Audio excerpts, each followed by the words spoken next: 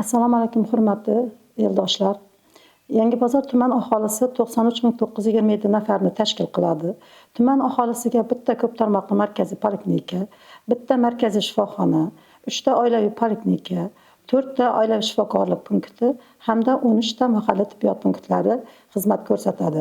Bundan tashqari tumanimizda 14 ta xususiy tibbiyot muassasalari mavjud bo'lib, 7 tasi stomatologiya yo'nalishi bo'yicha, 7 tasi terapevtik yo'nalishi bo'yicha xizmat ko'rsatadi. Tumanimizda ko'p tarmoqli markaziy poliklinika, oilaviy poliklinika, oilaviy shifokorlik punktlari hammasi aholiga tibbiy xizmat ko'rsatish bo'yicha ambulator poliklinika sharoitida tibbiy xizmat ko'rsatib keladi. Bunda bizda soat ertalabki 8 dan kechki 20:00 gacha tibbiy xizmat ko'rsatadilar. Kunduzgi statsionarlar mavjud.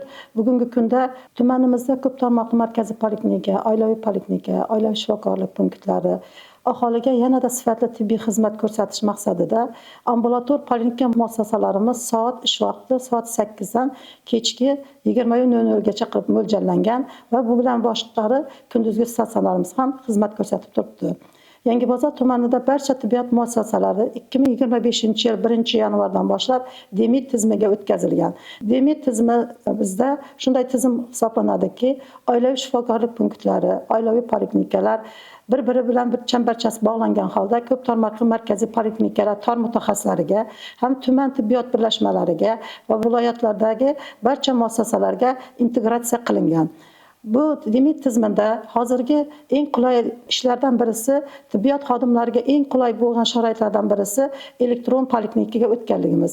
Elektron poliklinika ta'sirida qog'oz variantlardan kechdik, elektron yo'llanma orqali oilaviy poliklinikadagi ishlovchi oilaviy shifokorlar ko'p tarmoqli markaziy poliklinika tor mutaxassislarga elektron yo'llanma orqali yuboriladi va elektron yo'llanma orqali tuman tibbiyot birlashmasining o'ziga statsionar sharoitda elektron yo'llanma orqali bir-biriga integratsiya qilinib, yo'llanma orqali kelib bemorlar yotadi.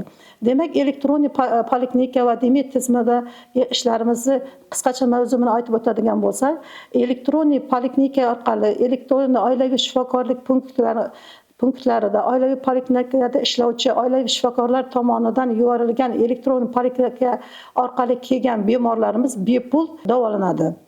Mabodo oilaviy shifokorlarimiz tomonidan yoki oilaviy tor mutaxassislar tomonidan emas, bemor o'zidan o'zi to'g'ri tibbiyot muassasalariga murojaat qilib kelsa, pulli xizmat ko'rsatadi. 2025-yil 1-martdan boshlab biz reimbursatsiya tizimiga o'tganmiz. Reimbursatsiya tizimi nima? Reimbursatsiya tizimi sug'urta tizimiga bog'liq holatda sug'urta tizimiga 2025-yil 1-yanvardan tuman tibbiyot birlashmamiz sug'urta tizimiga o'tgan. Reimbursatsiyada kafolatlangan paketda mo'ljallangan hamma aholi kafolatlangan paketga qamrab olingan.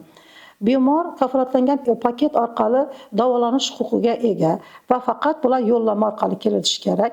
Davolanishga kelgan vaqtda birinchi navbatda aholiga tibbiy xizmatni sifatini yaxshilash, aholini belgilangan dori-darmonlar bilan bepul ta'minlash.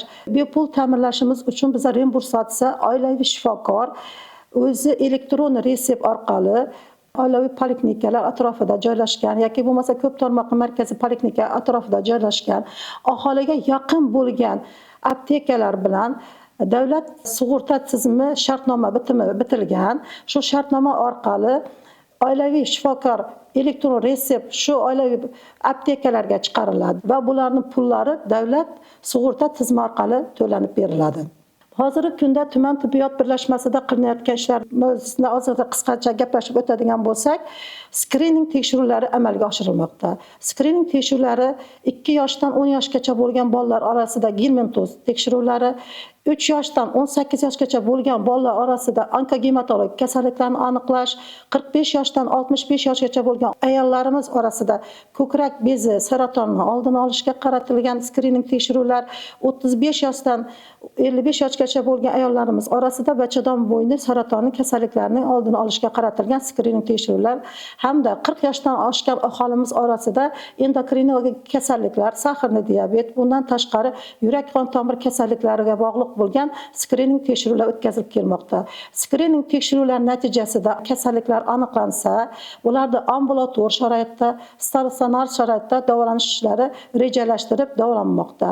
ambulator sharoitda davolanishi o'zlariga yaqin bo'lgan oilaviy shifokorlik punktida ham statsionar sharoitida davolanadi. Markaziy shifoxonada esa statsionar sharoitda hamma bo'limlarga kelib, hozirgi kunda davolash ishlari amalga oshirilmoqda. Bundan tashqari viloyatga elektron yo'llanma orqali skrining tekshiruv natijasida aniqlangan kasalliklari bor fuqarolarimizni elektron yuborib turibmiz. Hozirgi kunda ular bepul davolanib turibdi.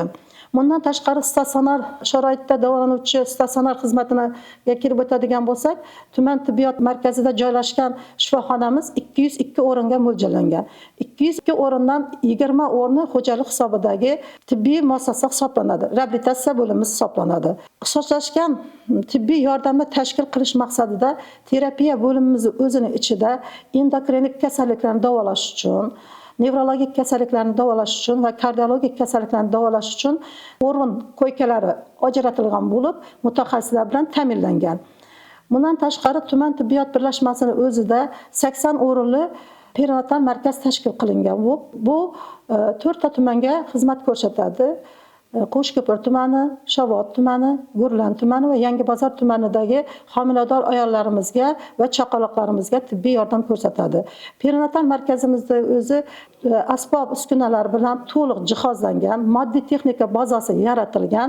Bundan tashqari remobilniy mashina bilan ham ta'minlangan va ayollarimiz orasidagi sog'lom turmush tarzini targ'ib qilish, sog'lom avlodni yuzaga keltirish maqsadida sog'lom avlodni dunyoga keltirishda xizmat ko'rsatmoqda. Bizni yana bundan tashqari tuman tibbiyot birlashmasimizda qurilish ishlari olib borilmoqda. Avtoklav, kirxona, oshxonalarimiz ham remontdan chiqdi hamda xizmat ko'rsatish uchun topshirildi.